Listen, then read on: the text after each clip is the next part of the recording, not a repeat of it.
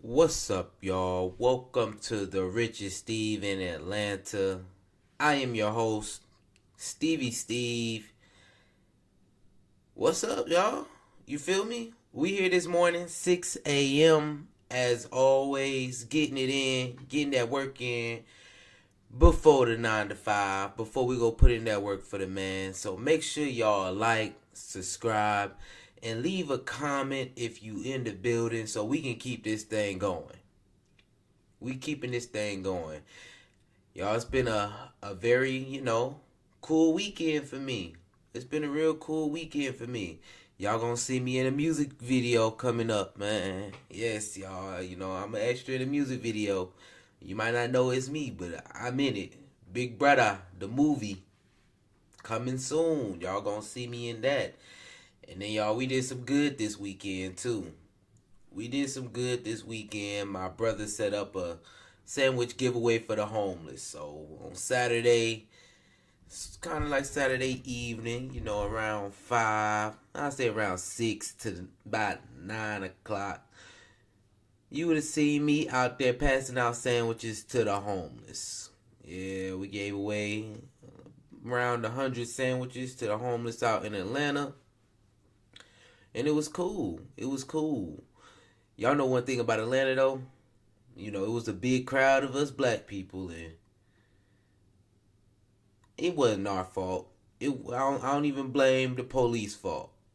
But somebody definitely got killed around the area, so they stopped us, and they had to do a check on us. They just took our IDs, made sure everything was clear, and that's it.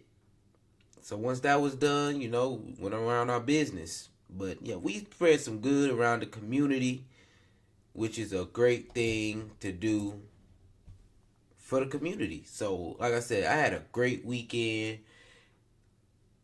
Overall, giving back always feels good. Cannot complain about that. And we was in a music video. But today, y'all, we got some good things going on. We got The View. They's upset about somebody said they not endorsing President Joe Biden no more. And it was some ladies on The View. They were upset. That's okay. Everybody's, they had their opinion. We gonna get to the money. How to start living below your means. Some of y'all need that. Some folks is too leveraged out here. Paying too many bills. Buying too many clothes. You're not saving anything. Your money ain't going nowhere. And to end this off, we gonna end it off with desexualizing your brain. Desexualizing your brain. So, 3 cool topics to go with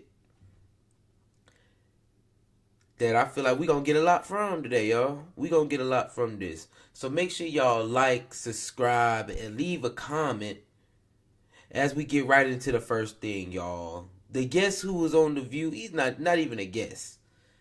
The View is, ladies on The View was upset that Dwayne "The Rock" Johnson says that he regrets making a presidential endorsement. Period. Especially coming off of WrestleMania. The final boss says he regrets making a presidential endorsement.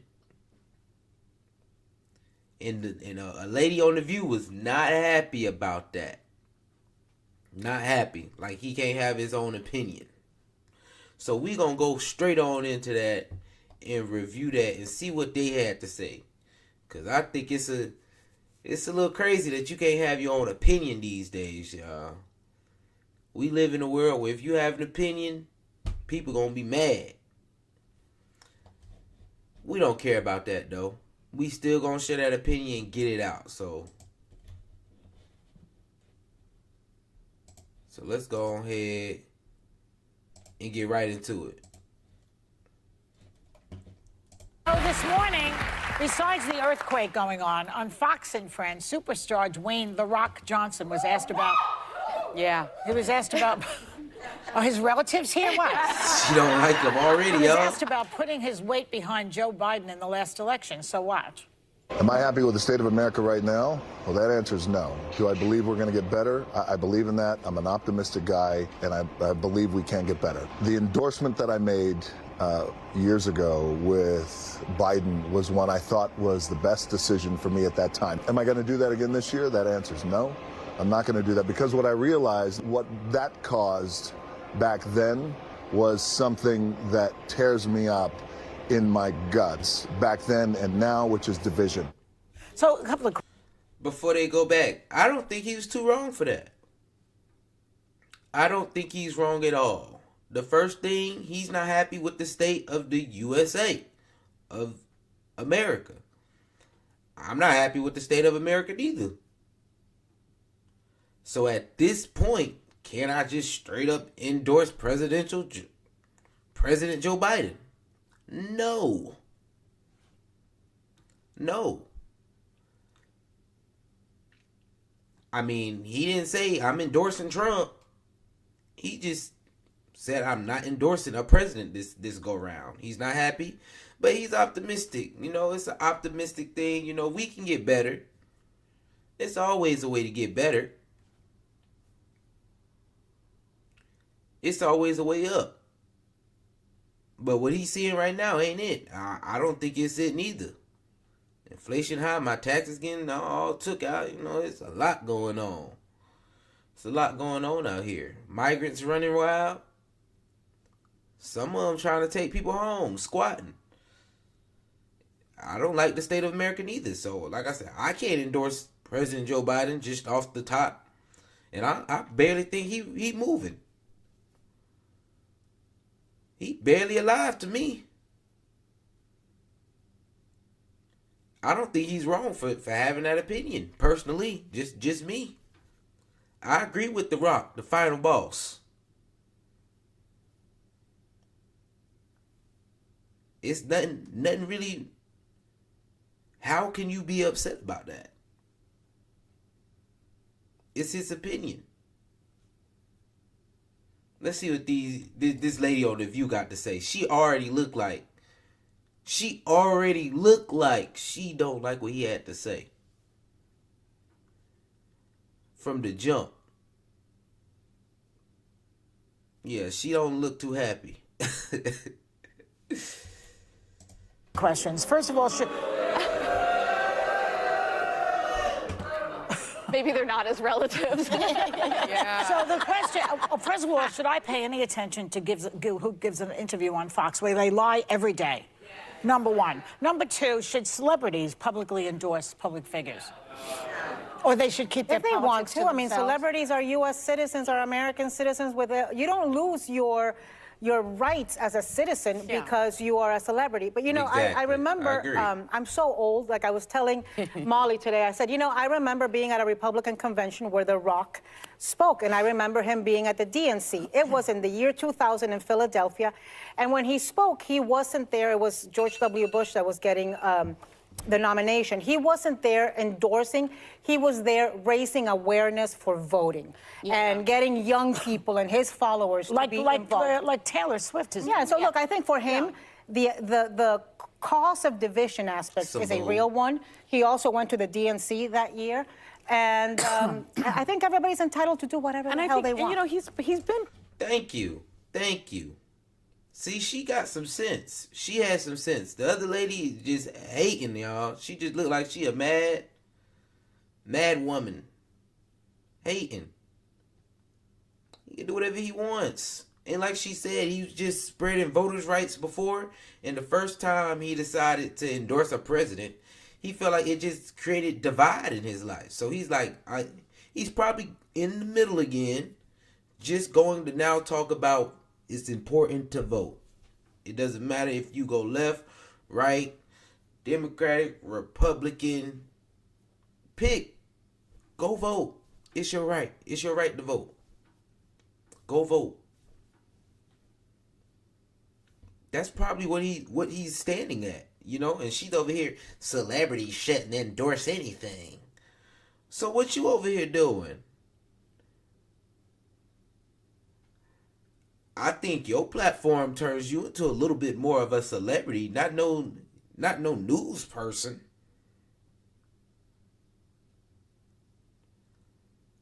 I don't think that. I mean, the View I knew. This is not the View I really knew. You know, growing up when I was younger, it was actually people I knew on the View. But now it ain't really nobody I just straight up know on there. You know, it was already famous people on the View. But right here, I don't know anybody right there. So to me, the View already has famous people. And somebody who's on the View saying famous people shouldn't have an opinion. Come on now. Come on now.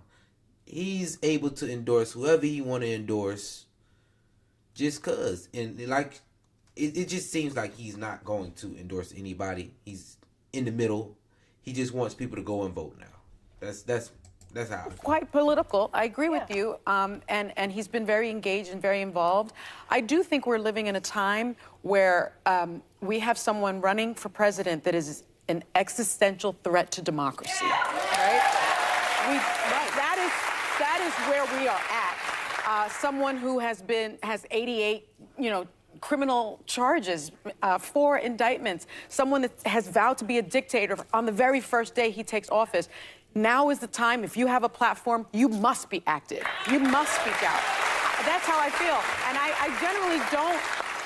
I generally don't think that celebrities should be forced to be politically active. Not forced. But right now, They have if an you have a obligation. platform, you have an Well, obligation. Reba McEntire was the one I think that said.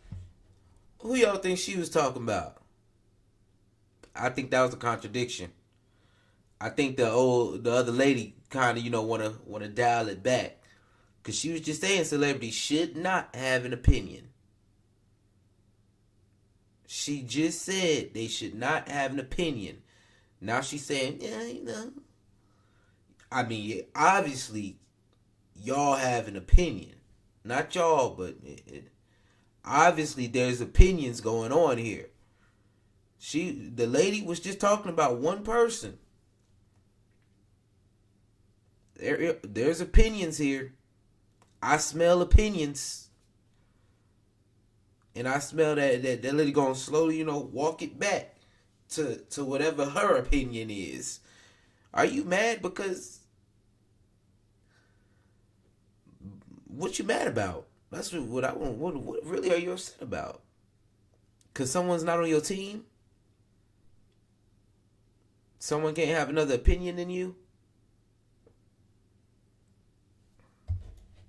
Said once, I don't want to speak about my politics because what I do is music and it's unifying. And when I go to a concert, she goes, I want everyone there to feel welcome and together. I don't want to divide anyone. So She could do it at the end of the show. But the point is, there are very activist people that are entertainers. Kerry Washington is a self-proclaimed, I'm an activist. Yeah. You have Jane Fonda, activist. When you're not an activist and you happen to have a big platform, I think encouraging people to vote is the most important part, because I think it's so vapid to imagine that just because someone says, I'm going to vote for this, that the sheep will fall in line and follow. Like, that minimizes voters everywhere. Yeah. So I don't think it matters who they're voting for. It's public participation. That's the important part. I was a little bit. I agree with that. She said some good parts. And she said, yeah, that was good. Voting is exactly like, I already said that. Voting is what matters. Voting is what matters. No matter what side, voting is what matters. Surprised that The Rock said this, because I consider him kind of an activist in the sense that he at one point talked about potentially running for office. There was a poll that said as many as 46% of Americans would want him to run for office. So I thought it was notable in an election with the stakes this high that this is the time he chose to sit it out. But that said, I completely agree with Sarah's point, which is I don't know that The Rock has a core constituency. It's not like Republicans are waiting to hear what he says or Democrats are and they're going to decide based on that. The most important thing he could do is encourage young people to get out and vote and let them make up for themselves And who is they he should doing vote for. But there are some endorsements. Now, I ain't gonna lie to y'all. If we are voting because of what a celebrity says vote for, Lord, please help us all. Please help us all. If we are voting because of that, please help us all. This is why we need to do our own research and find a candidate that fits us the best. You feel me? Do our own research and find the candidate that fits us the best. I'm done voting for other people because other people say vote for them. That's just personally. So it don't matter who say anything. I'm going to do my own research, and I'm going to figure out who's for Steve. Who about to help the richest Steve in Atlanta become the richest Steve in Atlanta. That's who about to get my vote. Straight up. That's who about to get my vote. So all that celebrity, you have your opinions. Please do. And if you come with some facts, so okay. I'm going to have to write that down so I can weigh my options a little better. Other than that, that I think have mattered tremendously. I remember when Oprah Winfrey endorsed Barack Obama when he was running. That's true. And that one was incredibly significant, made a difference. She not only endorsed, she went out and campaigned. She might do And it she again. wanted to do that and she felt that to her bones, Right, and so that is great. Listen, if they don't want to get involved, respect to them. Yeah. If they want to get involved and use their platform, leave them alone too. Well, There's people that attack folks that do that. So There's a huge risk for some of them. Yes. If they, There is. like But now's the time to like take Robert it. De Niro, who's the most brilliant actor we've got. Yeah. Presently, besides maybe Pacino and a few others Mm-hmm. like that. But he is out against Trump. Yes, Calls he him is. names. He thinks he's a horrible. And people online write again that he's not a good actor. Oh, suddenly. Oh, really? Oh, yeah. And Marlon Brando. Yeah. I mean, so he takes a risk by does. doing it. Yeah, but I don't think people are waiting to find. do y'all think she would vote? She would say he's the best actress if he wasn't doing that. I think she's very biased right now. I think she's very much leaning. She's super leaning right now. She helping her case for real. She for her side 1,000%. Find out who people vote for. They're waiting on how they're going to hate them. So what they want is they're not waiting to support. They're waiting to be divided, to be offended, and then they're going to react. So what's the good in that? I do still think, because we talked a lot about like Taylor Swift and Beyonce, could they have an impact in this election? And I think they do a little more uniquely than The Rock in that their followers are younger. So they may be first-time voters, so encouraging them, A, to register to vote, but also you're not an ingrained voter. You're not committed to a party the first time you vote necessarily. So that's where I think it has more of an Yes, impact. you are. Your He's parents' such a party. megastar. He's such a megastar. Everyone loves The Rock. Yes, the final boss. But that's the Can point. you hear, he wants smell The everybody Rock to look. cooking? What's Well, the but he If you endorsed smell what The Rock is cooking, yes. The reason not everyone loves us. Please become more active. That's exactly the point. And I remember him saying that Please line become at active. the Yeah. conventions. That's the point. Everybody loves The Rock, and The Rock wants everybody to love him. But The Rock, he endorsed Biden the last time, and now he says he's not endorsing anybody. Yeah. But Trump has gotten worse since then. He's gotten So worse. my assumption is he's going to vote for Biden. Prince was a Hey, that just is what it is. Y'all think the ladies at The View had a good point? The Rock can be as active as he wants to. How we gonna force people to have a platform? He has a platform. How you gonna force people to do on their platform what you want them to do? That's the biggest thing to me. If he said he don't want to endorse no president, he ain't got to endorse no president. That's just how it is. I don't care how big your platform is. He's probably just going to tell people to go vote because that's what he kind of, he wants to do. That's what he wants to do. So he'll tell people go vote. But how y'all going to force him to do anything other than what he wants to do? Because he's so big. Because he The Rock. And it don't matter to me these days, like I said. You can be... Shoot, anybody. You have your opinion, I have mine. But what I'm going to go off is I'm going to do my research and who about to help Steve. If you with me, make sure you like, subscribe, and leave a comment. Because that's crazy. That is crazy. Anyway, y'all, we moving right on into this next topic. We're going to leave The Rock in the past. How to live below your means, y'all. A lot of us, like I said, stretch too thin. You buying too much. You have way too many bills. You need to downsize your life. You need to start living below your means because it's just not healthy to be stretched so thin. A lot of us are stretched way too thin. You're not able to put any money aside for your future. You know, living right now is important, but you're not able to put any money aside to your future. Having a savings account, having an emergency fund. You're just spending it all. You're spending way too much. And a lot of us are living above our means. Let's be real. Above our means. We just making it. Living paycheck to paycheck. Because of the amount of stuff you have on your credit card that you got to pay back each month. Your student loans. Because of that, y'all, we need to start living below our means. And we going to get that today from Clever Girl Finances. You know, it's not, and that's not only for clever women. This can be for clever men too. It's money. It's money. Let's be real. So Clever Girl Finances is going to give us some help and some tips on how to live below your means. Let's get into it. So do you earn a good income but find yourself living paycheck to paycheck? Or do you find yourself overspending or taking on unnecessary debts even though you have a good income? What are your biggest concerns about your spending? Well, if you have any of these questions in your mind, this video is for you. I'm going to be talking about how to start living below your means to achieve your financial goals. Keep watching. Hi everyone, my name is Bola Shokumbi. I'm the founder and CEO of Clever Girl Finance. I'm also the author of the Clever Girl Finance book series and my most recent book, Choosing to Prosper. Welcome to Clever Girl Finance TV.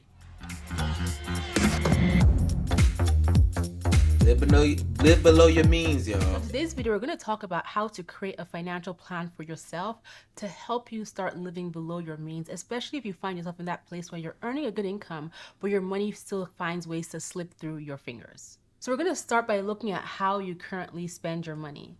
There are some key indicators that will let you know that you are living well above your means, and the sooner you're able to identify these key indicators in your life, the quicker you're able to create your plan to help you start living below your means. So some signs that you are living above your means despite earning a good income include: number 1, you don't have an emergency savings fund. Number 2, you have credit card debt.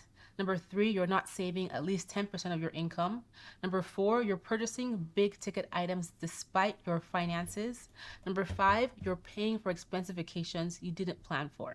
If you can relate to any of these indicators, I'm going to be sharing some key tips to help you get past them and start living below your means and also saving more money. Let's go back and let's see who this for. Number 5, you're paying for expensive vacations you didn't plan for. You don't have an emergency fund. Number 1, you living above your means. You do not have an emergency fund. Right now, like I said, I'm paying off debt. I have a $2,000, $2,500 emergency fund right now. Of course, I want that to expand once I get out of debt. That's something else. You have credit card debt. You charging everything to the card.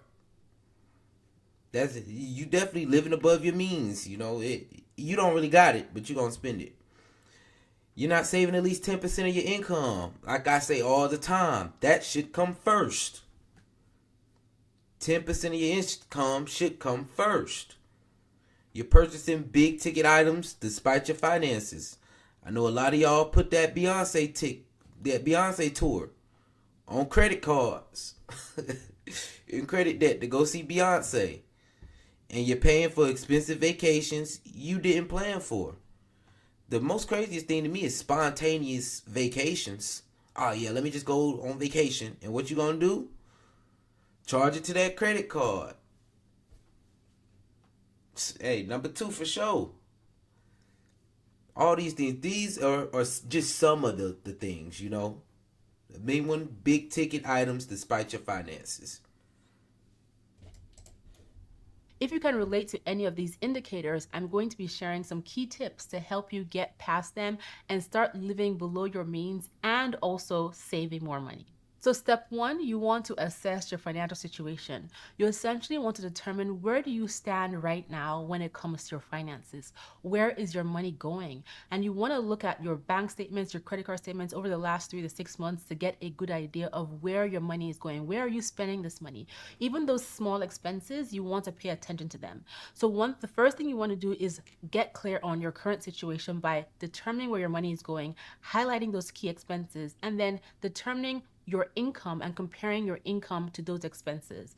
A lot of people think they know what they earn, but they actually don't know because they haven't paid attention to that full number. They're basing it on their annual salary before taxes come out, right? So how much do you really earn after taxes on an annual basis? How much do you really earn after taxes when you get paid each month or every 2 weeks? Or if you have an inconsistent income, what is the average income that you earn after you've put aside your expenses? You want to be aware of this. You want to compare your income to your expenses and determine how much of your expenses are going over your income, right? How much are you spending beyond your income?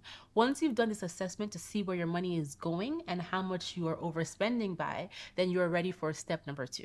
Step number 2 is to create a budget. This is essential to being able to live below your means. And when you create your budget, you want to break your budget into categories. For example, you can have a category in your budget for your future self where you're saving for retirement. You have your debt payoff goals in there as well. You need a category for your essentials. These are the things that are essential for you to live your life.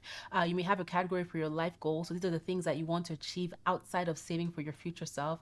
And then you can also have a category for everything else where you pay attention to what you're spending, whether it's eating out, traveling, shopping, etc., so that you're not spending beyond your means. And this category will help you stay in check. So it's important that you lay out a budget now based on your income and based on your expenses. And as you lay out your budget, you might find opportunities to cut things out because you realize that, wait a minute, I did my spending assessment and I realized that I actually don't need to spend money on these things anymore, or I can temporarily cut back from spending money on these things. So it's really important that once you do that assessment, that you then sit down and create a budget. And there are many different budgeting methods. It's all about finding a budget method that works for you. So some budgeting methods include the cash envelope system.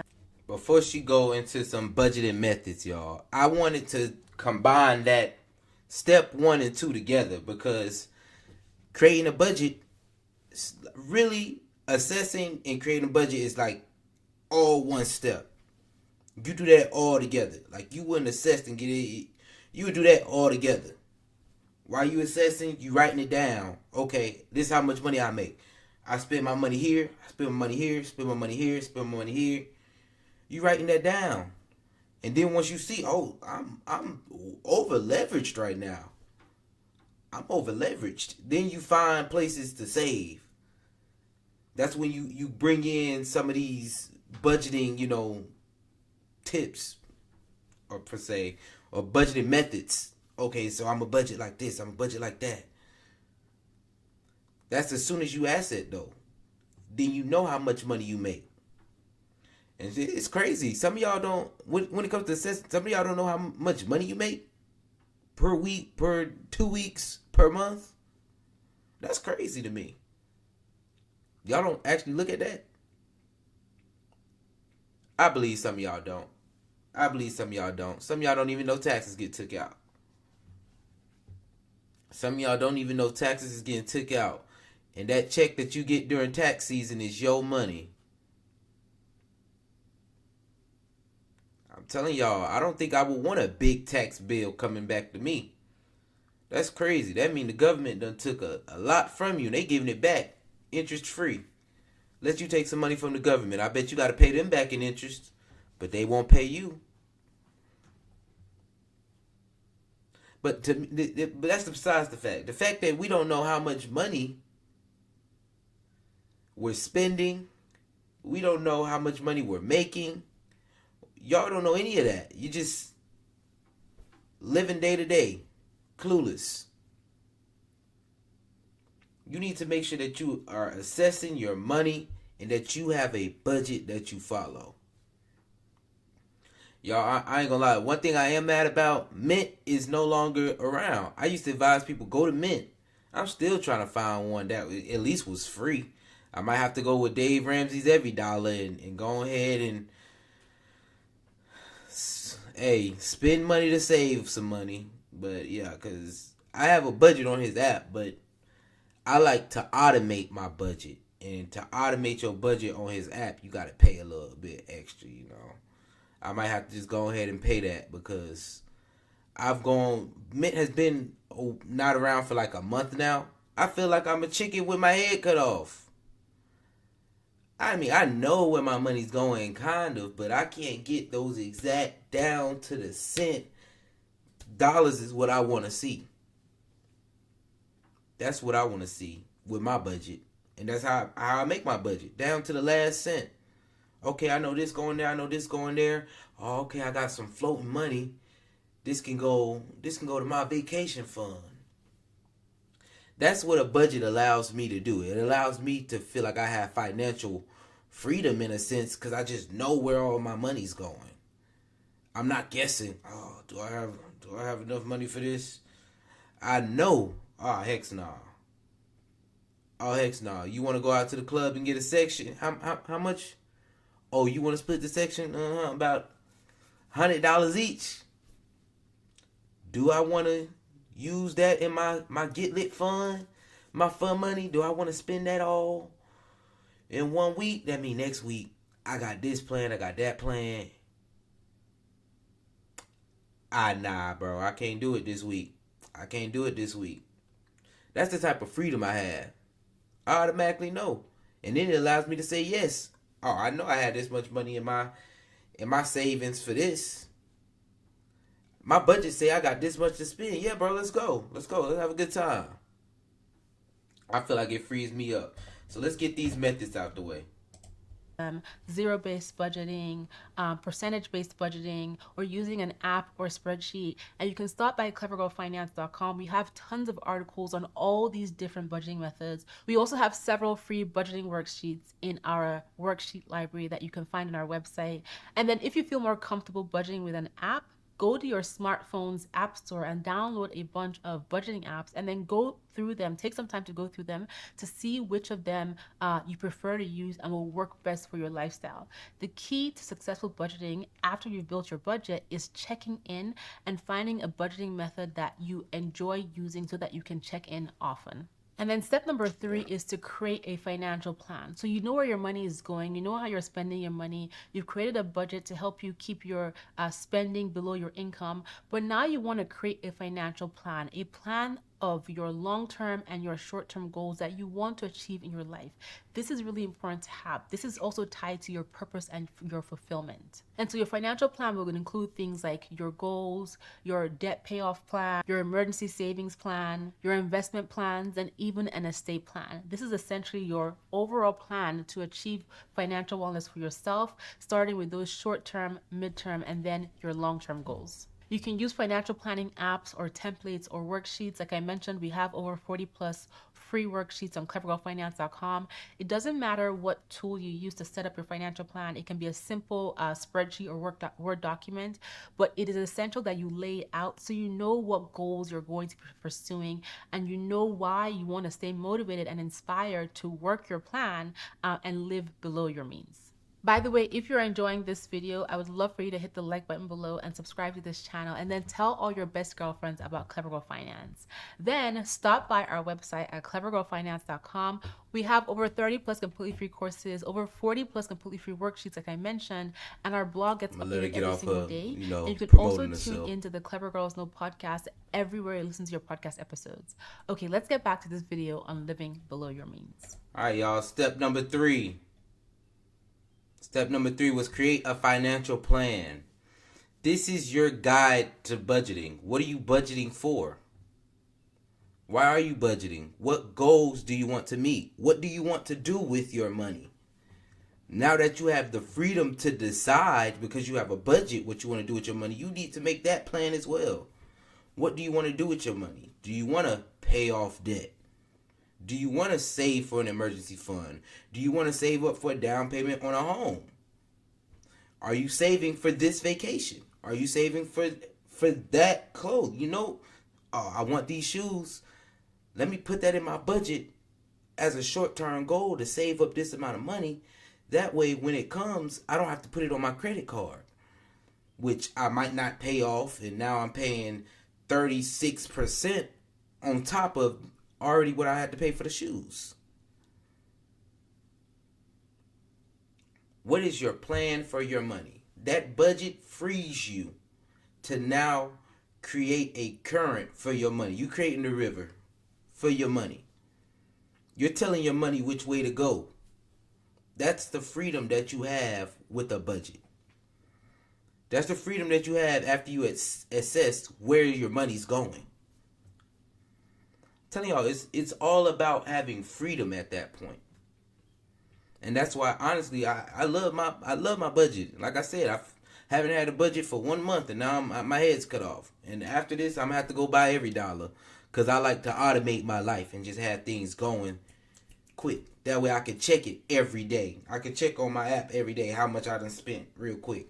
Okay, done for the day. I know where I'm at with my goals. Done for the day. I know I'm trying to spend this much money on paying off my student loans this month.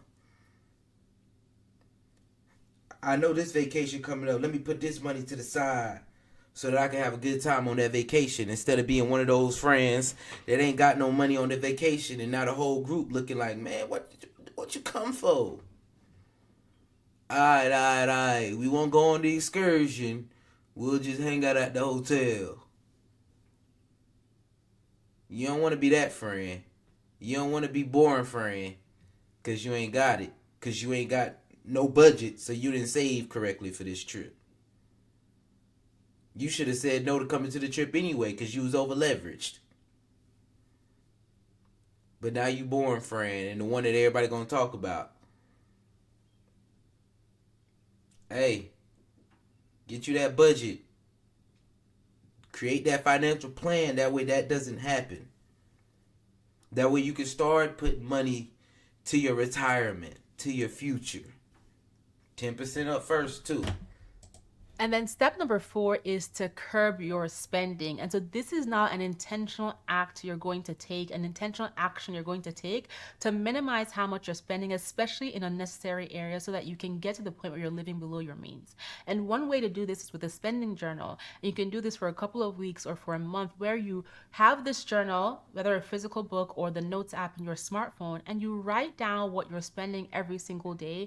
And in addition, you write down where your mind was at, what your mindset was, how you were feeling when you were making that transaction, especially ones that are not tied to your essentials. And at the end of the night, you want to review your spending. This just helps you be mindful of what you're spending money on and helps you make better choices the next day. So you want to be intentionally focused on cutting down on your spending. Maybe you're spending too much money shopping or eating out or at your coffee store. Whatever you're doing that you find is excessive, that is causing you to live above your means, you want to be intentional about catching yourself in those moments so that you can adjust that choice and make a better choice so that you can start living below your means. I tell people to do that, what she said, at the end of a month. At the end of a month is when you should do that.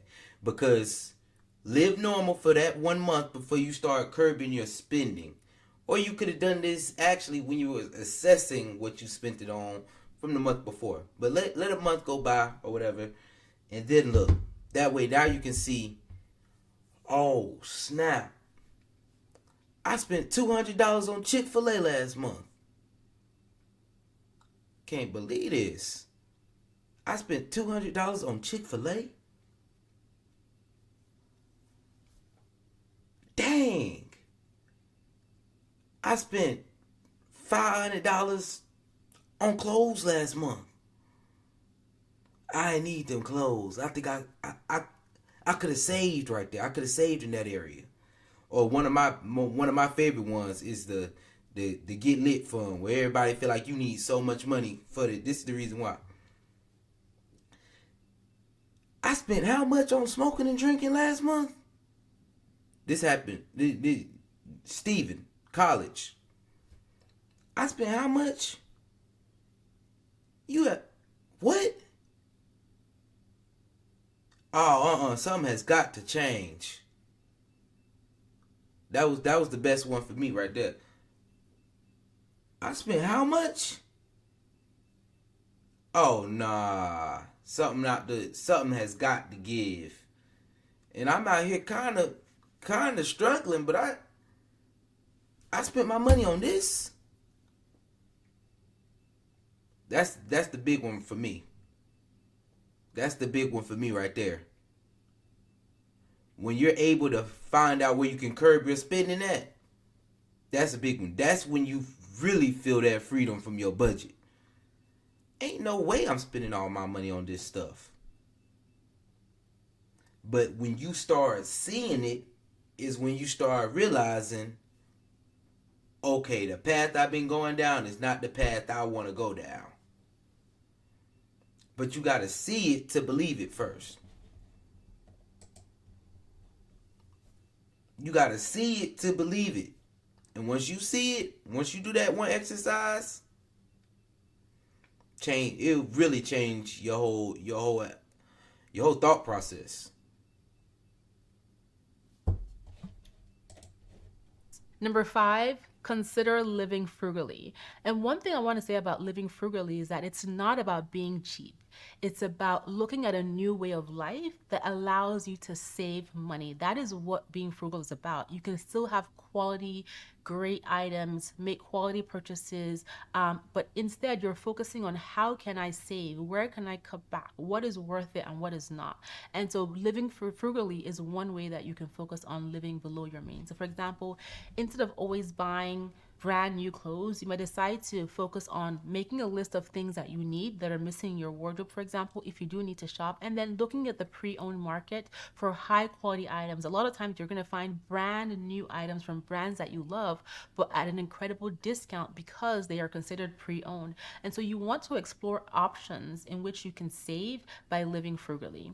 Another example of living frugally is looking at coupons, finding coupons online or browsing your grocery store's website or app before you plan your grocery shopping so that you know where you can save, right? You're still buying the same groceries, the same brand names that you like, but now you're getting a discount because you intentionally went out and found some coupons to help you save on that grocery bill. And then Step 5 was living frugally. Living frugal. The thing about living frugal, when people hear that, it's always negative associated with it. It's always negative associated with it. To me, it's learning how to say no to certain things, though. Learning to say no to certain things is living frugal. You don't have to, you don't have to get cheap items and do all of that. Living frugally to me can also mean getting something that will last you longer. Because, yeah, you can get some cheap underwear, but if you got to buy underwear every 2 months, then what? You buy a cheap shirt, you can only wear it 2 times before it's messed up. In the end, you're going to be spending more money on that. It's really being more conscious about the items that you purchase, to me, is what being frugal is. Being conscious about the items that you purchase is what being frugal is. It's not about living the hermit life, trying to get all the cheapest items that you can. It's not about that. And that's the negative connotation that comes with it.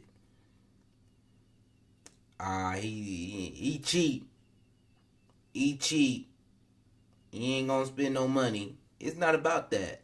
Living frugal is learning how to say no to certain things, yes. And saying yes to other things that's gonna make your life a little better. That to me is what living frugal, living below your means. That's what it's saying. And let's get on step number 6. And step number 6, you want to focus on improving your money mindset. And this basically means that as opposed to thinking of living below your means as a restriction, think about it as a pathway to your financial wellness. Think about it as a pathway to being able to improve your life. You want to think positively about your finances and your goals and empower yourself with words and affirmations that make you know that you are able to achieve what you have set yourself up to achieve. You don't want to dwell on the past or past mistakes and start to feel regretful and discouraged discourage yourself from even taking action because you have made mistakes. Instead, take a look at your past, assess the lessons from those mistakes, and then let it go and apply those lessons to your future. And so it's really important that you have that positive money mindset where you think positively about your finances, even if you are in the process of paying off debt, even if you're in the process of living below your means, even if you're in the process of rebuilding your emergency savings. Think positively about your finances, and this will keep you inspired and motivated to keep moving forward. And then number 7. Number 6, your money mindset. Definitely important.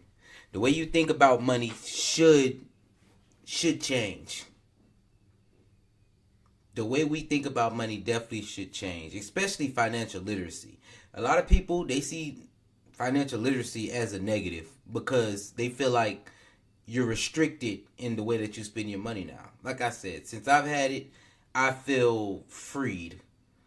I don't stress about am I able to pay my bills each month like a lot of y'all. I'm not stressed about that.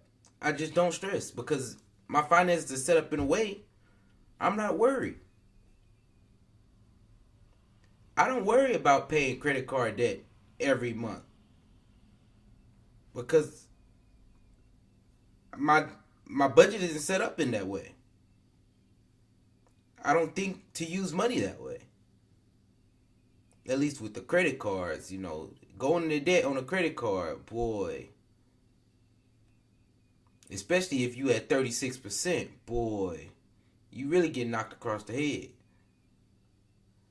I'm not over leveraged in bills. I'm not over leveraged in debt. And that all just comes from the way that I think about money, the way that I handle my money. Get you some books. Richest Man in Babylon. Money Mindset. That's actually the name of a book. Money Mindset. The Psychology of Money. Do your research.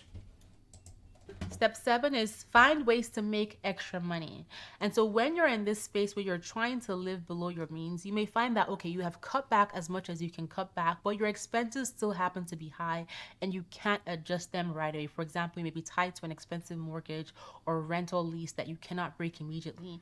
And so this might be one of the hindrances causing you not to be able to live below your means right away. And so one way you can get past this is by making additional money, bringing in extra income. This means being intentional about perhaps asking for a raise at work, finding a part-time job, starting a side hustle, selling things in your kitchen, in your closet, your kids' items that you no longer need or like or want to bring in extra income that you can put towards helping you live below your means. When you have that extra money to spare, it helps you be at peace because you now have this buffer, you now have this additional income that you can put towards even things like saving and investment as you focus on living below your means.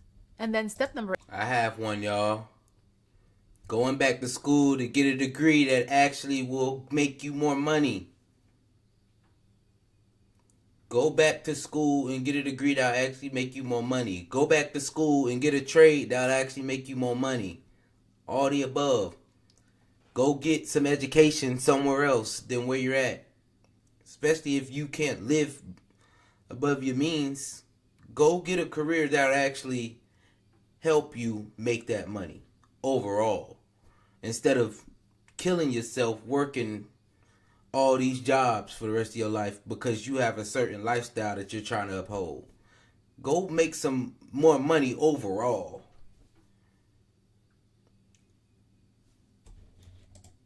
Number 8, utilize financial courses and resources. So when you decide that you're ready to make a change with your finances, you're ready to become more focused and intentional about how you're spending your money so you can live below your means, it can feel overwhelming because you're making all this change, and it can also feel really uncomfortable because it's not what you're used to doing. You're used to just spending and spending. And so you want to leverage resources. Like I mentioned, we have the Clever Girl Finance platform. We have tons of videos here on YouTube that you can reference to help you stay motivated and keep your mind on track. You can take one of our 30+ free courses. You can. All right, y'all. Step number 8, utilize financial resources. Go get a book. Go get a book. Like she said, use YouTube. Go get a mentor. It's a lot of things that you can do. Go take a course. It's a lot of things that you can do with utilizing financial resources. Like I said, I gave books, The Richest Man in Babylon, Money Mindset, The Psychology of Money, all that stuff. You know, Rich Dad, Poor Dad, one of the biggest ones that everyone just knows. Apps I used to love Mint so bad, y'all, but I'm gonna have to move to EveryDollar because I like to automate. I like to automate my budget. I don't like to have to write down every budget and do all that. It's just too. And once it's automated, it comes straight from my bank account. Okay, you spent it on this. Categorize that thing into the right budget. Done. Definitely utilize your financial resources. It'll help you change your whole mindset. Help you going down the right path. Help you create a plan for your money. A vision for your finances, all that stuff. Well, if you still with me, make sure you like, subscribe, and leave a comment. I hope y'all do got a budget, y'all. The biggest thing I could tell anybody, especially for a beginner, is just start budgeting so you can see where your money is going. Gosh, Lee. There's too many of us just out here willy-nilly spending money. Don't know anything about where your money going. If I can give the biggest thing right now for young people is just start budgeting. Your whole aspect of how you spend your money will definitely just change just because you see it all the time. Again, make sure y'all like, subscribe, and leave a comment. We gonna go ahead and move on straight into the next topic, y'all. Desexualizing your brain. If y'all follow my journey, y'all know I do Hartfelt Conversations on Thursday nights, 8 p.m. till about 10 a.m. 10 p.m. is the latest we're going. Eastern Standard Time, y'all. We on the East Coast, but we talk a lot about dating and it can have some sexual orientation to it. Where, I talk about this. We have an over-sexualized culture, y'all. It's way over-sexualized. So I want to spend this time on the Richard Steve in Atlanta to talk about desexualizing your brain. Because, let's be real, it's all a distraction. It distracts us from getting to what we trying to get to. Scrolling Instagram, see nothing but booty. Leads to you going to the hub, looking at booty. Leads to you going to OnlyFans, buying the booty. Buying to look at the booty. I said, you spending money on it at that point. We've all been there. But yeah, just want to, like I said, it's something I complain about on there. On here, we about fixing stuff. Richard Steve in Atlanta, we about making stuff better. So we gonna make this better we gonna look at this video. Desexualizing your brain is the cheat code to success. We gonna figure out how to eliminate this distraction. Cause boy, we need to figure it out. Cause it's hard. If you scroll on Instagram, first thing you see, some booty. Anyway, let's get this thing going.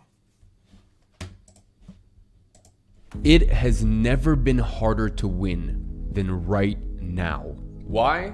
Because every single day, you are frying your brain. You are killing your attention span and you are killing your focus. TikTok. You're killing your testosterone.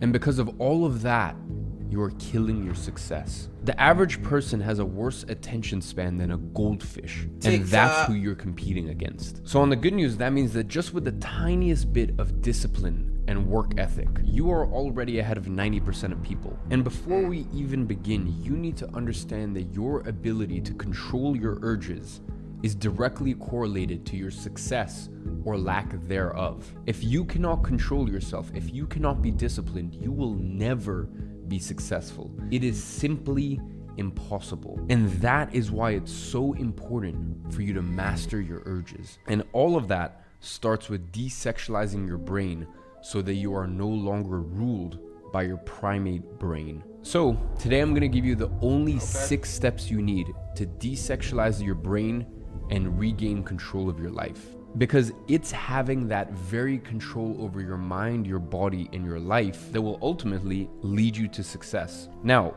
here's the interesting part.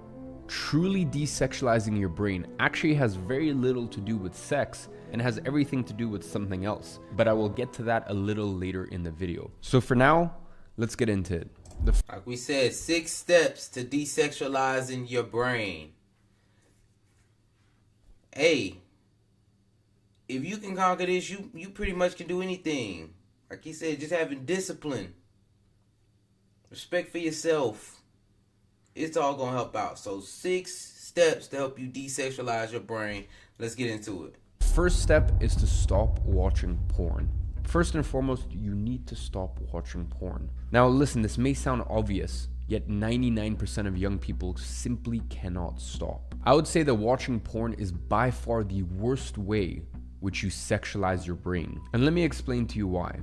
You see, the problem isn't just the amount of time that you spend watching porn. I mean, sure, if you stopped, you'd have an extra hour per week or something like that, but that's just a very minuscule side effect compared to the rest. You see, porn literally fries your brain and robs you of focus. Don't believe me? Just look at the science. There have been multiple studies that link porn usage to the erosion of your prefrontal cortex. You know, that part of your brain that regulates your emotions, your actions, and more importantly, your impulse control and willpower. But that is just the tip of the iceberg. There is a laundry list of negative side effects that have been linked to porn use. Why? Because porn use has similar effects on the brain as substance abuse. Porn has been linked to issues like decreased focus and increased anxiety and depression.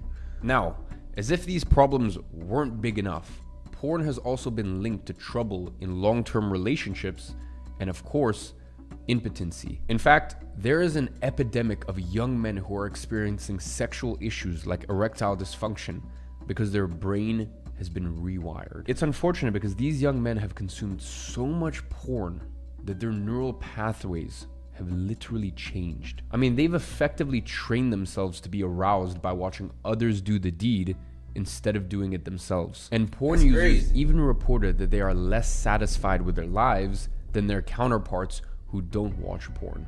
Now, the second step in desexualizing your... Hey, y'all, that first step was kind of crazy how he ended it off, wasn't it?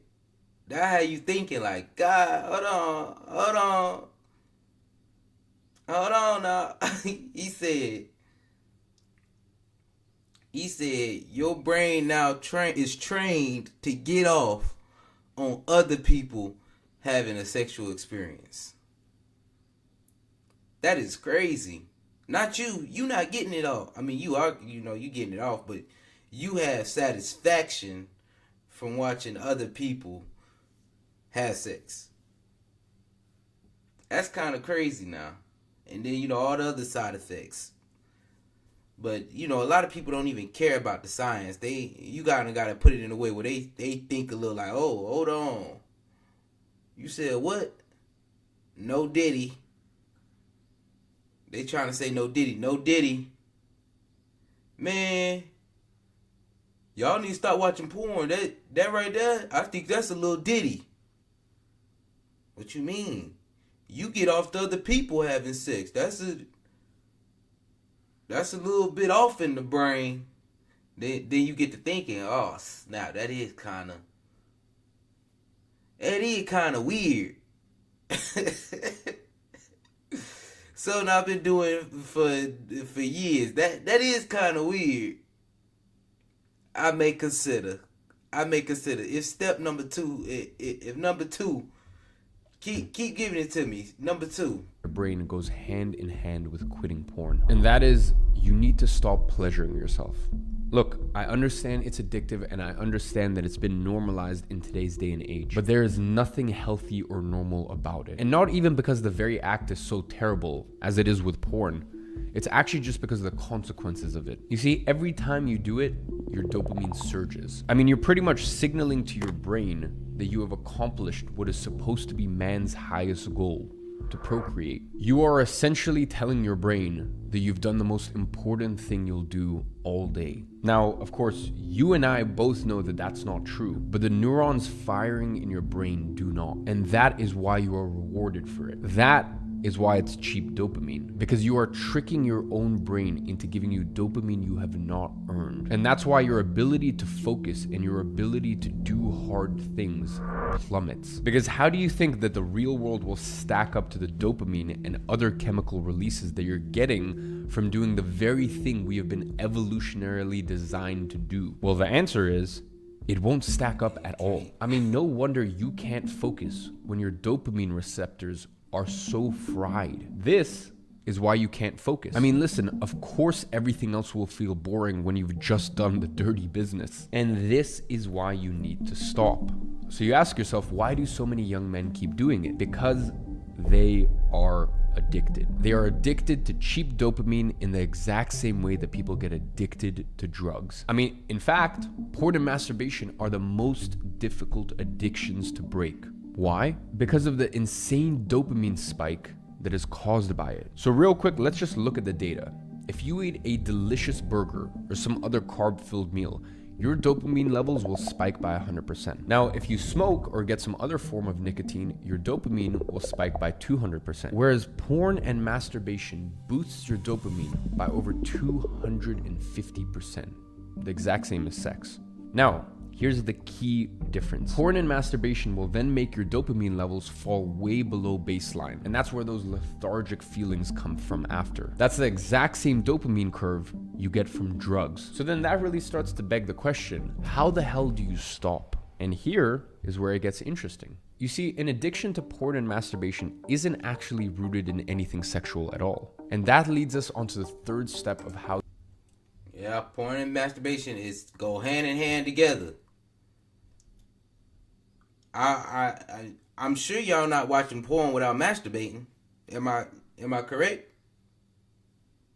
Or you just enjoy watching other people have sex?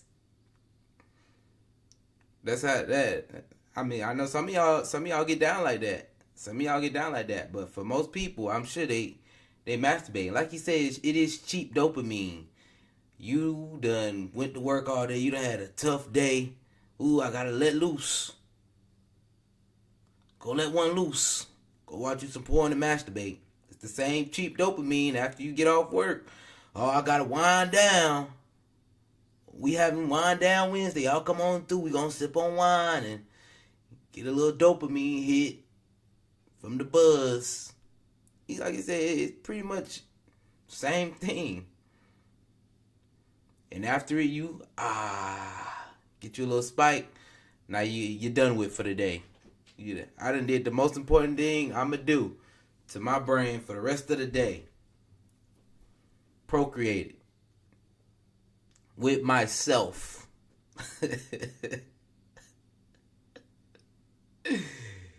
Yeah, when you think about it, it's a crazy concept. It's a crazy concept.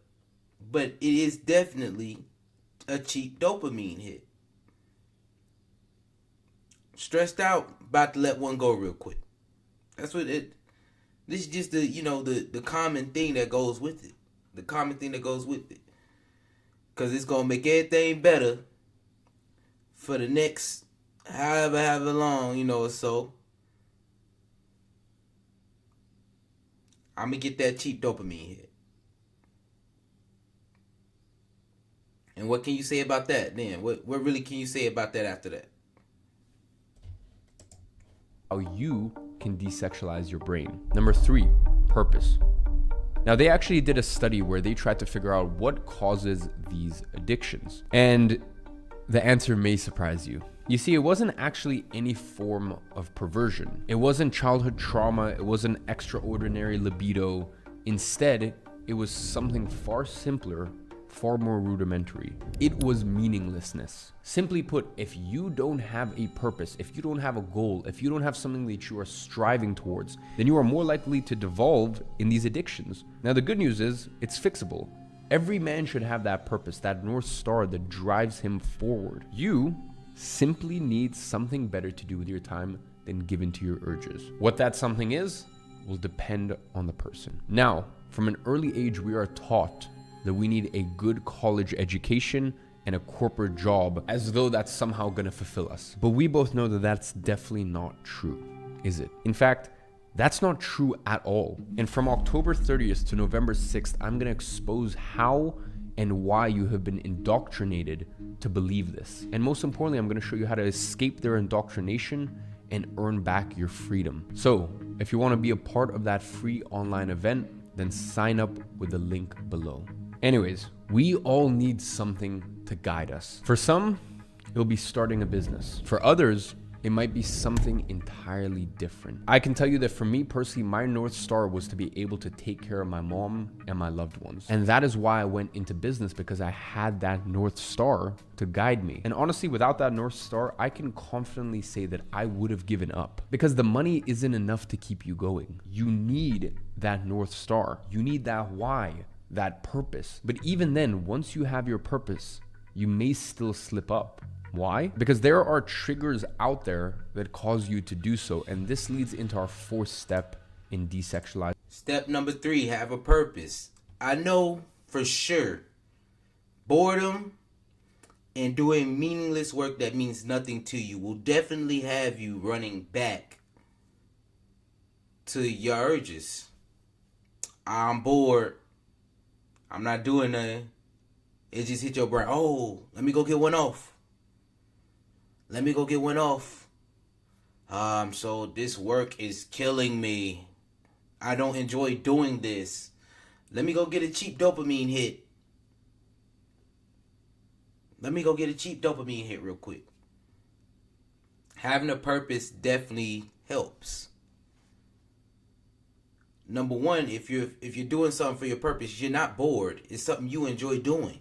So you're working towards that goal. You're actually doing things with your day that means something to you. Number 2, your purpose, and sometimes your purpose can feel like a job, but you overall just enjoy it. It's not really a job. It's something you're choosing to do. It's something overall that you're choosing to do.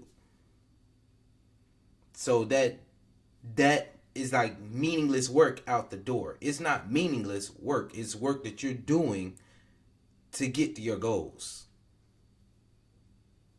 So having purpose definitely helps. It will help you get over those. But like he said, now that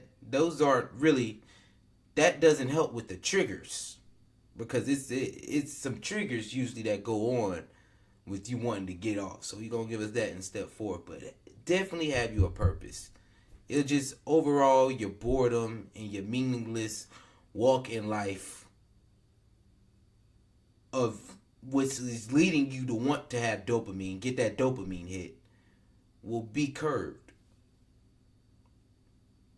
Your reason for wanting that dopamine hit, the reason behind you wanting that dopamine hit, will be curbed. So get you a purpose. Your brain. Step number 4, stop watching soft porn. You see, soft porn can be just as bad as porn because it's everywhere. Everywhere you look, there are half-naked girls. I mean, you scroll endlessly through TikTok and Instagram, and the algorithm is reinforced by your desire to look at these girls. And that is why I need you to unfollow all of the Instagram models, unfollow all the TikTok girls that do their little dances, because they are eating away at your focus. They are destroying your future. And it may seem minuscule to you, but it's not. You see, most of the time, you don't just randomly decide to watch porn. There is a trigger. And that's why the best way to quit porn is by eliminating the triggers that make you watch it. And that means you need to also stop watching soft porn. And every time the algorithm shows you half-naked girls, simply click not interested. Train the algorithm to not show you those things. And listen, of course, the best case scenario is you just quit TikTok and Instagram altogether. Because really, at the end of the day, you have no business looking at memes or whatever else if you are not where you want to be in life and if these social media platforms don't directly help your business. But in any case, the next step you need to take in order... If he did not hit that step number 4, I was about to say, what we doing here? Let's be real. The trigger come from you going down that TL and you see some booty, some titties. Now it's done triggered. You like what you see? Yeah.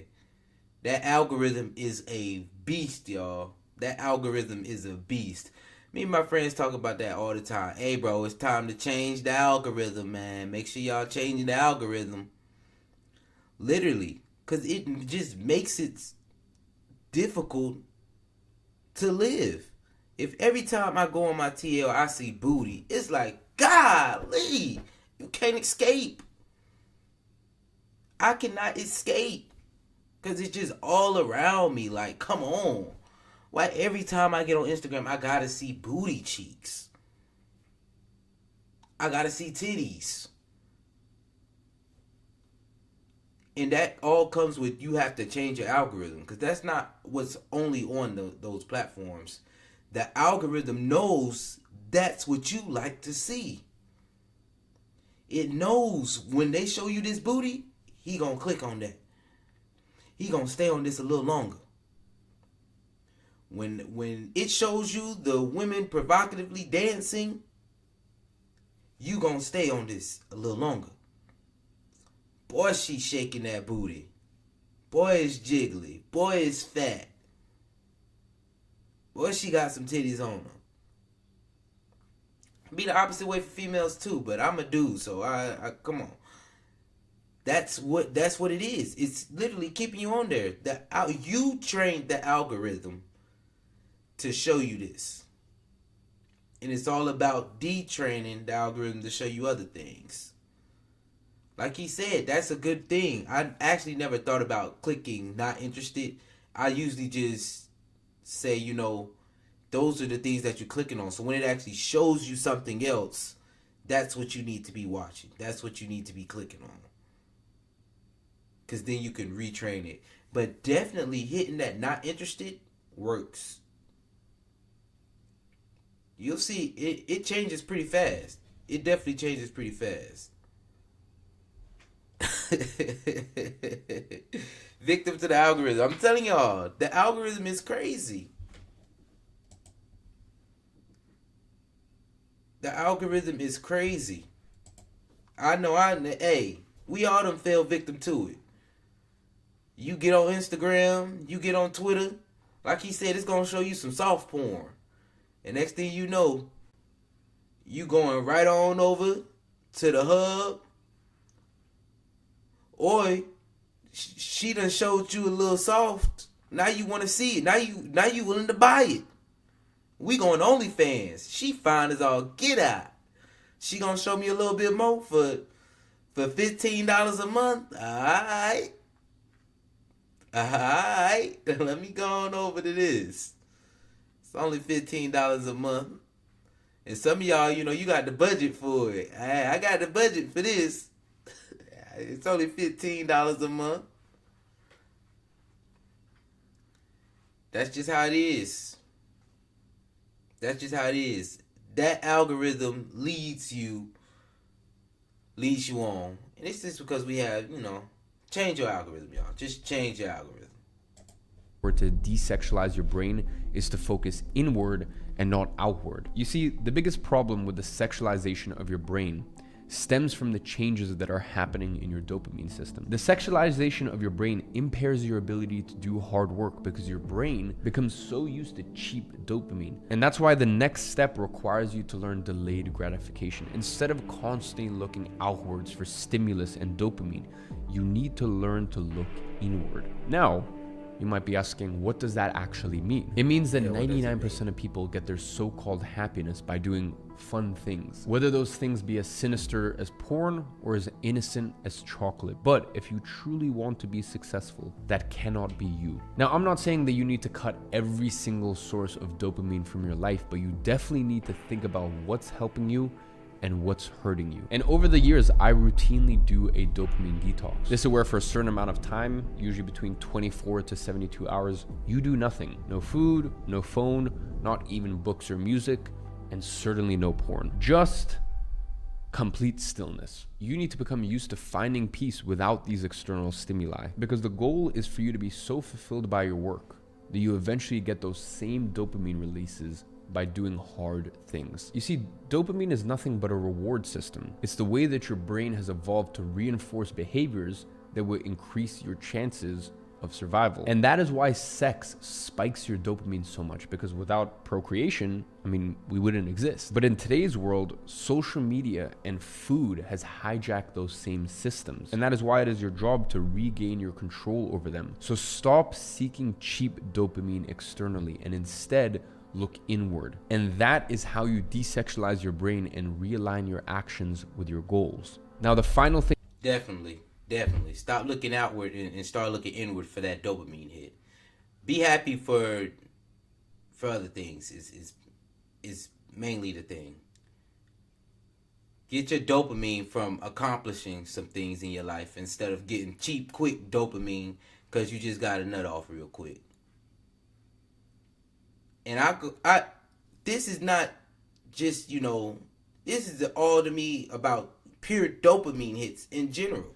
Some of us get it from doing drugs, drinking. It can apply in that as well. It can apply to that as well. Every day you want that dopamine hit because, you're looking inward. You're looking outward. You want outward dopamine hits instead of what you have going on inside. Telling you, every day doing things, I feel like if you do something every day to tamper your mind state so that you can be happy, you're getting dopamine spike from something false outside of yourself. You need to look at it. If you smoking every day, drinking every day, if you masturbating with yourself every day, watching other people do what they do, and you enjoy that every day so you can feel better in life, you got to look at it. You got to look at yourself. You need to look inward to see, why do I need outside sources for my happiness? Every day. In moderation, is cool. But every day, for sure, you need to look inward for some happiness. Thing is, you need to stop chasing women and build yourself first. Listen, you will never be able to truly focus inward if you are constantly chasing women. If you're texting this girl, meeting up with that girl, also while thinking about some other girls, you will never be focused. That is not how you desexualize your brain, which is exactly why I always say that you need to stop chasing women and build yourself up first. The best part is when you do eventually build yourself into a man of substance, the women just inevitably come to you. But until you get to that level, chasing women is just a massive waste of time, unless it's your day one girl, unless you know, hey, this girl, this will be my future wife. But if that isn't you, it's a waste of time for two reasons. Number one, the quality of women you can get at the beginning of your journey is nothing compared to what you'll be able to get later down the line. You see, women date up in the social hierarchy, which means the best quality women will inevitably end up with the best quality men. So that's why you need to spend time molding yourself to be the best version of yourself that you could possibly be. And I'm not only talking about just money here, by the way. Now, the second reason it's a waste is because if you somehow manage to get a high quality girl, the amount of effort and time that it will take you is massive. So you really need to analyze the opportunity cost here, because going on a date with a girl, spending $100 or a few $100 to try to impress her has far greater complications. Look, I'm not saying you should be an antisocial weirdo, but you need to set your priorities straight. Listen, in the same way that they tell you to put on your own oxygen mask first in the plane, You need to be able to hold your own before you let someone else into your life. Because listen, at the end of the day, dating is a massive distraction. And when you're first getting started in your business or your career, you'll need all the time and focus that you can muster, because no step of the journey is harder than the first one. And that is why you need undivided attention. I mean, listen, after all, you just need 1 to 3 years of pure focus, and then you can live a normal life again. But you need to be willing to make that sacrifice. Because let me tell you something, if you are constantly thinking about this girl and that girl and which girl to see tonight, there's no way that you will be able to desexualize your brain and channel your focus into what really matters. And once you channel your focus into what really matters, everything else will fall into place. So just focus on yourself first. So gentlemen, pick yourself. That was good. That was good. Step number 6, you maybe need to leave dating culture alone for a little while. Maybe leave dating culture alone for a little while, because you're constantly thinking about, I'm about to go on a date with her, I'm about to get it in, about to go on a date with her, or I'm trying to talk to her, I'm gonna get it in. You already in that cycle of wanting sex, you know. He gave some good stuff. He definitely gave us some good stuff to work off with. Number 1, you gotta leave porn alone. Number 2, you gotta stop pleasuring yourself, masturbating. Number 3, have a purpose. Number 4, leave the soft porn alone. Basically, change your algorithm. Change your algorithm on your phone. Number 5, let's see, number 5.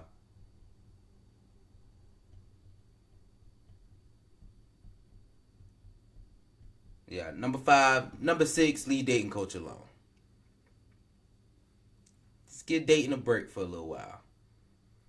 He gave us 6 good steps that definitely help us desexualize our brain. Like I said, we all need this because our culture right now is very over-sexualized. Like he said, you can't go pretty much online without seeing some type of booty shaking or something going crazy.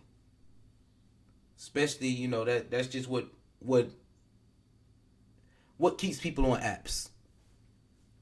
And the algorithm knows it. They've hijacked our dopamine system. We're going to show them a little booty. They're going to stay on. It just is what it is. Well, if you with me, make sure you like, subscribe, and leave a comment. But we are going to go ahead and end this thing out, y'all. We are going to go ahead and end this right on out. It's been a good show.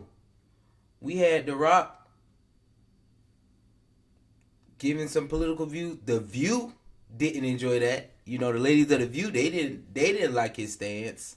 But hey, it is what it is. We had how to start living below your means, because some of us are just way too leveraged out here, and we need to dial it on back down so we can see where our money going. You know, have a financial plan, have a budget for our money, and then we end it right on off with desexualizing our brains, because the culture we just live in, the algorithm is pushing booty, have sex, get your dopamine hit, keep you on this app. Definitely, if y'all liked it, like, subscribe, and leave a comment. I hope y'all gained something from today's show, and y'all just go ahead and have a good week. Peace, love, and riches. I'm out.